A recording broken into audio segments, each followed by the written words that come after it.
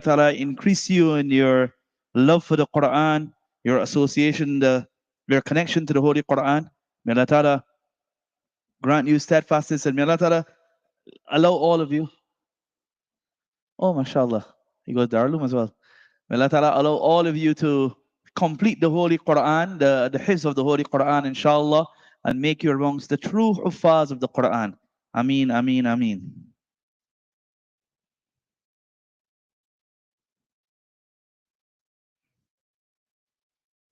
You go Darulum? Where? Where? Which Darulum you go to?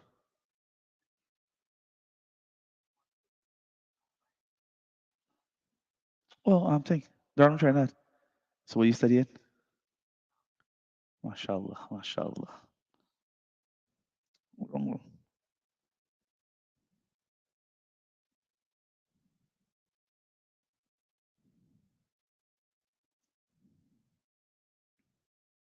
Bismillahir Rahmanir Rahim. Nahmaduhu wa nusalli ala rasulihil kareem amma ba'd. So we're discussing now how right. So we discussed last Tabuk, and Tabuk came to an end, right? And now after that, after the expedition of Tabuk came the first Hajj.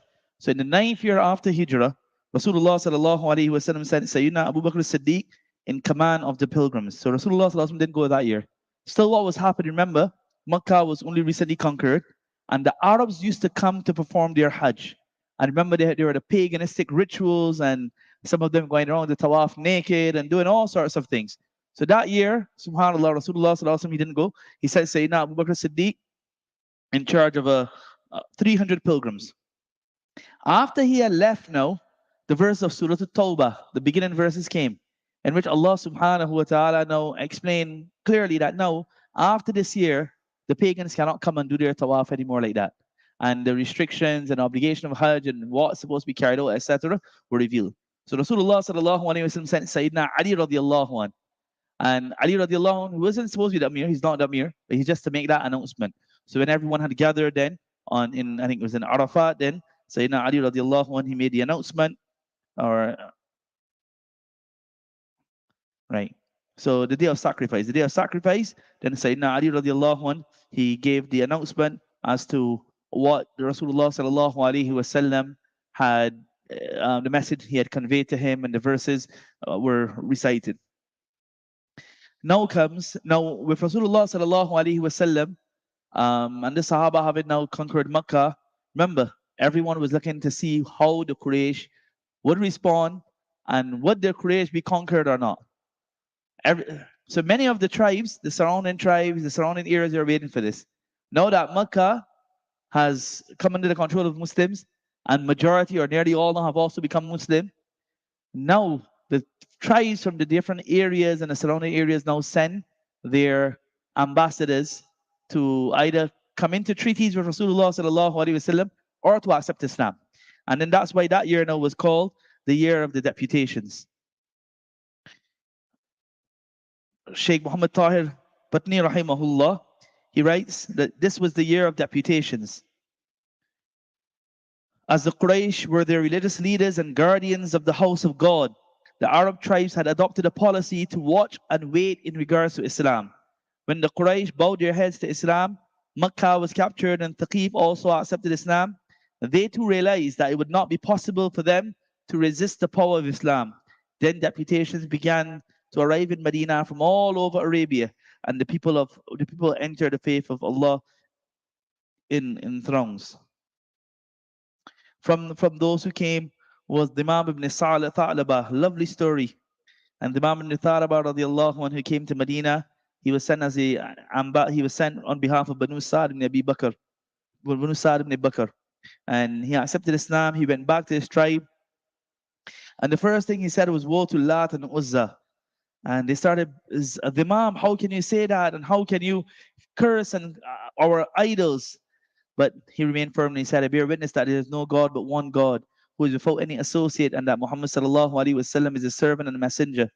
I have brought you what he has commanded you to do and what he has forbidden you from. And by the end of the evening, the entire tribe had accepted. Banu Tay came, Zayd al-Khayr, who Rasulullah sallallahu alaihi wasallam gave the name Zayd al-Khair. They came, they also accepted. Banu Hanifa also came. Musaylama was with them. Remember Musaylama Kadhab, the great liar. So he had accepted Islam, but he asked that, make me a prophet as well, or make me the prophet after you, or give me half, all that nonsense. And then we know that he was killed after the demise of Rasulullah sallallahu alaihi wasallam. Sayyidina Abu Bakr Siddiq sent Khalid bin Walid with the army, and it was Wahshi who killed him. The same Wahshi who had killed Hamza radiallahu anh. There's I've heard this incident from some of the scholars. They say that Wahshi that day he was waiting. What happened was when Wahshi had accepted Islam, he came to the messenger. The messenger sallallahu alaihi wasallam said, Wahshi, just don't come in front of me, because when I see you, I have that pain and that hurt, right? And that hurt is there. What's going to happen? It'll affect you spiritually, because I remember my uncle Hamza. I remember Hamza. So Wahshi would sit, he would sit from a distance, he would sit far behind, sit behind a pillar. And he was waiting for the opportunity. So the day came that Musaylama now, that false God, who's, so-called, not God, false prophet, and he is leading his people. And Wahshi now was in that army. And he took his spear, and he waited. And when he got the opportunity, he threw it, and he killed Musaylama. And then they say he presented himself at the blessed resting place of the messenger. And he said, in the days of Islam, I killed one of the best people, right, in Hamza. And now I've killed the worst of people, Musaylama. And he felt that weight was lifted now, that now I can come and present myself in front of the messenger, sallallahu alaihi wasallam. That was Musaylama. Adi ibn Hatim, lovely hadith. You can check that. There's a lovely hadith of Adi ibn Hatim. He was so his father, Hatim, was known for his generosity. And his son is Adi. He was also known for his generosity. He also came and accepted Islam. And when he saw the behavior of the messenger, he said, no, this is not a king. This is not a king. And so one by one, the delegations came. Rasulullah sallallahu alaihi wasallam also sent Sahaba to different areas. For example, Mu'adh radiallahu anh and Abu Musa al-Ash'ari radiallahu anh were sent to Yemen to speak to the people of Yemen about Islam. People of Yemen also came to accept Islam. Then we had the Wafd in Najran. Remember Najran? We discussed that in the third juz of the Quran. When they came, and these were the Christian people, and they started coming to this debate with Rasulullah sallallahu alaihi wasallam. And then Rasulullah sallallahu alaihi wasallam, come, we'll do mubahala. Basically, you bring your family and your near ones, I'll bring my family and near ones, and we'll take an oath, right, by Allah, that who is correct. And they said, no, we're not going to do that. They knew, all of them knew the Prophet ﷺ was the true Prophet. And then they said, okay, we'll pay the jizya, etc. There are a number of other. Let's look at Maulana Abul Hasan Nadwi. He records one of the conversations with a pagan Arab. Now, what was interesting is that the Arabs, they were very simple-minded people, frankness to the point. Right, what we would consider being blunt, straightforward. So one of these, one of the chiefs of one of the tribes, the chief, his name was Kenan ibn Abdi Alayl. He came to the Prophet sallallahu alaihi wasallam. So when the Messenger sallallahu alaihi wasallam started explaining about Islam, he said, okay, but with regards to adultery, we remain bachelors or we cannot get married, so we have to indulge in adultery. Allah's Messenger said, that is unlawful for you. Allah has commanded, come not near to adultery, right? La taqrabu zina innahu kana fahisha. So then Kirana said, okay, but what do you say about usury? Means that our entire property is nothing but usury. Again, Rasulullah sallallahu alaihi wasallam said, okay, you have a right. The original sum is yours, right? But the interest, that's not for you. And then Rasulullah sallallahu alaihi wasallam, he revealed the verse, وَذَرُوا مَا بَقِيَ مِنَ الرِّبَا إِن كُنتُم مُؤْمِنِينَ. So then the Kedana again said, what about wine? It is the juice of our lands, and it's a must for us. Rasulullah sallallahu alaihi wasallam said, Allah has forbidden it. And then he recited the verse, إِنَّمَا الْخَمْرُ وَالْمَيْسِرُ وَالْأَنْصَابُ وَالْأَزْلَامُ. Okay. He said, what about our idol Rabbah? He said, break it. But then Kedana said, if Rabbah, the idol, were to know that you want to break her, she would finish off all her priests. So Umar radiallahu anhu said, he intervened. Oh Abdi Alayl, woe to you. How ignorant are you? Rabba is nothing but a stone. So Kinan and his friends started saying, got angry and said, Ibn al-Khattab, we have not come to speak to you. We are talking to the messenger. So Rasulullah sallallahu alaihi wasallam, they turned to Messenger sallallahu alaihi wasallam. He said, no, they then turned to Rasulullah sallallahu alaihi wasallam and said, okay, oh messenger, we can't break it, but you can break it. Rasulullah said, no problem. I will send someone with you who will break that idol. And then as they were taking leave and bidding farewell, they asked, oh messenger of Allah, appoint someone as the leader. So Rasulullah sallallahu alaihi wasallam appointed Uthman ibn Abil As to act as their leader. He was the youngest amongst them. But what Rasulullah sallallahu alaihi wasallam perceived was a keen interest in religion, and he had also learned a lot of the Quran.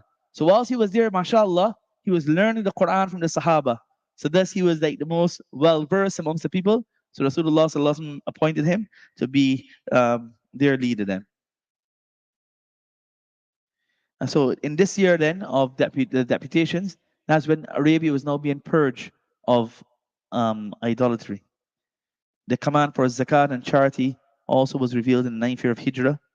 And then we come now to the farewell pilgrimage. I'm not going to be able to go into it too much.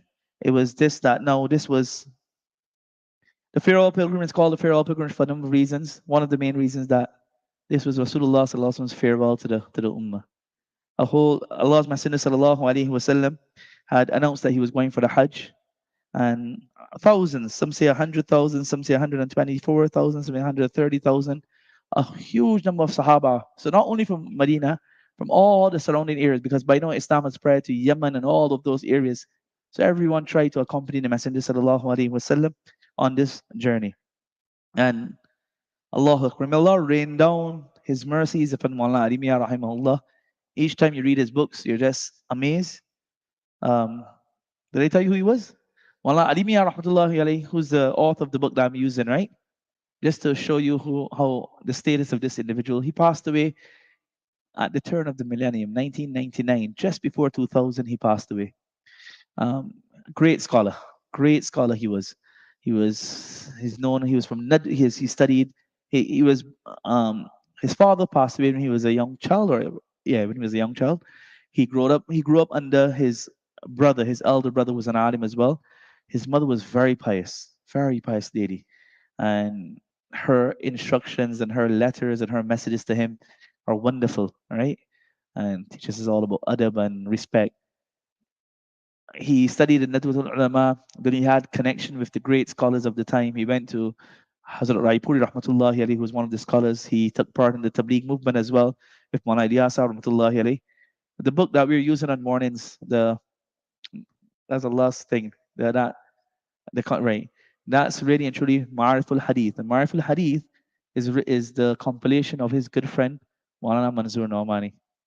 You know, now that's only now coming to mind that subhanallah, who Allah has made it. The internet that I'm sitting here after Fajr, I'm doing the compilation of Hazrat Maulana Manzoor Naumani, rahmatullahi alayhi, and after Isha, I'm reading a book of Maulana Alimiyah, rahmatullahi alayhi. That's how Allah preserves a legacy. And that's what we hope for. That long after we depart from this world, people will be quoting and taking our names with goodness. People will be sitting in other parts of the world and doing that. That's what is legacy. So subhanAllah, I never thought about it until just now that this is it. Two friends, right? And they were satis. They used to travel together. They went to with Maulana Ilyasa rahmatullahi alayhi together as well. They also went to Hazrat Raipuri rahmatullahi alayhi. And many times you would see Maulana Manzoor Normani would write a book. Maulana Alimiyah would write the foreword. Maulana Alimiyah would write a book. Maulana Normani rahmatullahi alayhi would write the foreword. Maulana Alimiyah, he didn't have children. It's his nephew, Maulana Rabi Nadwi, who passed away only a few days ago, right? Last week or something, he passed away, rahimahullah ta'ala. So Maulana Alimiyah, just to show you who, this brilliant individual, a very what we call farsighted. He was so respected that even the Arab scholars, he got many prizes from them. Even until today, many of his books, he's an Indian, right? He's an Indian from UP area, but his qalam, his pen, and his Arabic was brilliant. So his books are used even in the madrasas today. When you go in the first few years, what we call adab, Arabic literature, his books are used. Very, very so the Qissan Nabiyyin and the other books that he's penned. Those are all his books. And then he wrote a brilliant book, Mada Hasr al Alam, um, that was that showed that why did the Muslim Ummah came to its came what was the causes for the destruction and of the Muslim Ummah, etc. That was written in Arabic and became very, very popular. It's been translated into Islam and the world, or something like that I think it is. Um, it's available online as well. You can check that.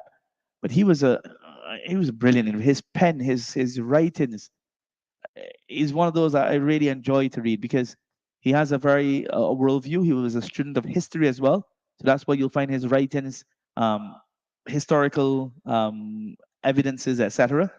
And he had an eye on the hadir, on the present as well. So subhanallah, he was very well respected by even the Arab scholars and everyone. So here was everyone. Now, how we look at Mufti Muhammad Taqi Usmani, Madda Fuyuduhum Damar Barakatuhum today, the great Pakistani scholar. We look at him and we say, MashaAllah, he's very well respected worldwide. Maulana Ali Miah was like that, Rahmatullah Ali. And then what happened was, he says that when he passed away on the day of Jumu'ah. Passed away on the day of Jumu'ah. Generally, he used to recite Surah Kahf, and that day he was reciting Surah Yasin. Recited Surah Yasin just before the Jumu'ah Salah, he passed away. When he passed away, on the 27th night of Ramadan, in both of the harams, Haram Makkah, Haram Medina, by royal decree, his janaza ghaibana was done, janaza and absenteeism. So in the other madhahib, they do that. They're allowed to do what is called because remember he died, he passed away in Makkah, in India. He's buried in India. And in those madhahib, they have that allowance that for a few days or for a few short time. Like, and they use the hadith of Najashi, Prophet Sallallahu Alaihi Wasallam reading Najashi's um, janaza, right? But subhanAllah, that's the status of the man. 27th night of Ramadan, and we know the Haram on the 27th night. Both Haram in Makkah, Haram in Medina, his janaza in absenteeism is performed. Rahimahullah, Rahimahullah, Rahimahullah. May Allah shower his upon his grave, his mercies upon mercies, and may Allah elevate him to the highest stages of Jannah. May Allah grant him all the khair and goodness and the best of rewards on behalf of the Ummah. So listen to what he says. When he speaks about the farewell pilgrimage, he says, the pilgrimage was in truth and reality better than 1,000 sermons and lessons. It was an itinerant school, a mosque on the move, or a training center which imparted knowledge to the unenlightened, animated the slothful and indolent souls, and invested the weak in spirit with the power of faith. All this was achieved under the benevolent and affectionate care of the greatest teacher, the Apostle of God, Sallallahu Alaihi Wasallam. That's what the Hajj was. Because this was now all of these companions coming and joining the Messenger Sallallahu Alaihi Wasallam, learning from each other and primarily learning from the Messenger Sallallahu Alaihi Wasallam. And the books of Ahadith are filled, subhanAllah, meticulously the Sahaba compiled, remembered, and passed on the information of every function and every step of the Hajj. And that's why we have, mashallah, the scholars then have written actual books on the farewell Hajj of the Messenger Sallallahu Alaihi Wasallam. Allah's Messenger set out on the 25th of Zilqadah from Medina, and then he proceeded. He carried out the various rites of Hajj. We don't have time to go into all of that now. And it was in Arafat. It was in Arafat and also in Mina that he gave the famous sermons. And I'm sure we've seen them. In those sermons, Rasulullah Sallallahu Alaihi Wasallam, he abolished the usury of the pre-Islamic days. He also spoke on the rights of women. He threw light on the mutual obligations of the husband and wife. He bade the people. He instructed the people to deal kindly and provide food and clothing to their spouses in a fitting manner. He also spoke at length and reminded the people to refer to the Book of Allah. He told his companions that if they held fast to the Book of Allah, they would never fall into error. And then finally, he told everyone, on the day of judgment, Allah will ask them about him. So what answer they would give. So everyone in the congregation, as one replied that they would testify that Allah's Messenger had conveyed the message. And Rasulullah Sallallahu Alaihi Wasallam then he raised his finger to the sky And he said, "Oh Allah, be a witness. Oh Allah, be a witness. Oh Allah, be a witness." 3 times he said this. And then he said, فَلْيُبَلِّغِ الشَّاهِدُ الْغَائِبِ, that famous statement, that those who are present, take the deen and spread it to those who are not here. So Arafat, Muzdalifah, the 63 camels he slaughtered after with his own hands. Um, Ali radiallahu anh slaughtered the rest. There were 100 camels Rasulullah sallallahu alaihi wasallam sacrificed.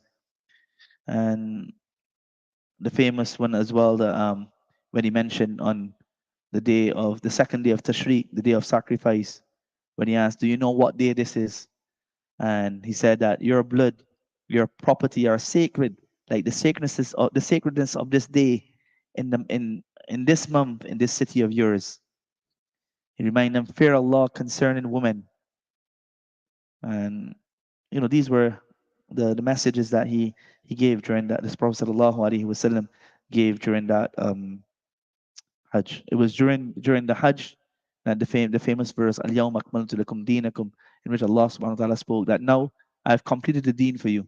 So what that meant was that was the last. After that, no verses regarding laws came down. Now after that, no other verses came down, but no verses regarding laws or rulings came down after that verse. So that was Al-Hijjah. Now we come to the beginning of the 11th year and the demise of the Messenger sallallahu alaihi wasallam. Inshallah, we'll touch on that. Inshallah, tomorrow. Inshallah, may Allah grant us the understanding. So whenever you're going for Hajj, I think Hazrat Shaykh al-Hadith, Maulana Zakaria Sahib rahmatullahi alayhi, has a collection of the hadith of Hajj, basically, in which from start to beginning, and other Seerah books also have it. Is lovely, is really good to read that, because then you have that understanding of where the Prophet sallallahu alaihi wasallam went, what was done at each interval, and mashallah, now they're also, so that in terms of the spiritual side, the rules and so you'll get from other books, but sometimes it's good just to look at those hadith to see what happened, which day the Prophet sallallahu alaihi wasallam left from Medina. When he was in Medina, what did he do? What day did he reach to Makkah? Um, when did he call the barber to cut his hair? All of these things. May Allah Ta'ala grant us the love of the Messenger sallallahu alaihi wasallam. Wa akhiru da'wana alhamdulillahi rabbil alamin. Sallallahu ala nabiyyina Muhammad.